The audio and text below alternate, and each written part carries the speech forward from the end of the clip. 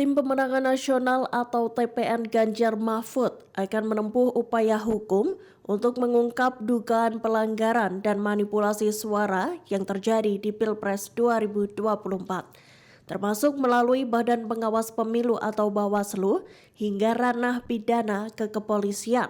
Hal itu diungkapkan Deputi Hukum TPN Ganjar Mahfud Todung Mulya Lubis dalam konferensi pers yang digelar di Media Center Ganjar Mahfud, Menteng, Jakarta Pusat pada Jumat 16 Februari 2024. Dikutip dari Tribun News, Todung menegaskan bahwa dalam hal sengketa Pilpres, pihaknya memilih jalur konstitusional. Jalan konstitusional itu dilakukan dengan mengajukan permohonan penyelesaian sengketa Pilpres PHPU ke Mahkamah Konstitusi atau MK. Todung berharap MK bisa menjadi penjaga konstitusi dalam perkara tersebut.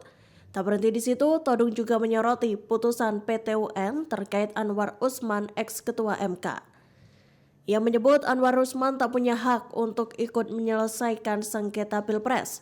Selain itu, TPN Ganjar Mahfud turut mengingatkan soal kecurangan input data Sistem Informasi Rekapitulasi atau Sirekap yang harus segera ditangani. Ia khawatir adanya kecurangan itu akan menggerus integritas pemilu di tanah air. Lebih lanjut, Todung mengatakan pihaknya akan melaporkan dugaan kecurangan Sirekap ini ke KPU dan Bawaslu. Oke, ada satu pertanyaan yang mungkin agak belum saya jawab ya. Apa langkah hukum berikutnya akan kita lakukan ya menghadapi?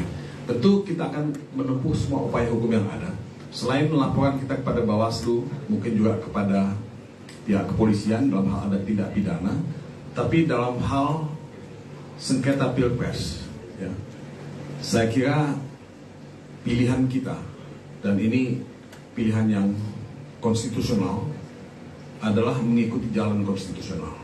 Nah, jalan konstitusional itu adalah mengajukan ya, permohonan penyelesaian sengketa Pilpres PHPU itu ke Mahkamah Konstitusi.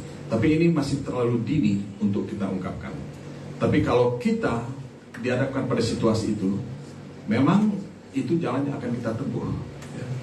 Kita ingin membangun sistem pemilu yang betul-betul bersih, transparan, jujur, adil, dan ya bertanggung jawab. Ya.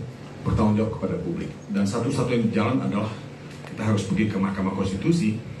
Dan kita berharap Mahkamah Konstitusi bisa menjadi penjaga konstitusi, guardian of the constitution, yang betul-betul menjalankan fungsinya.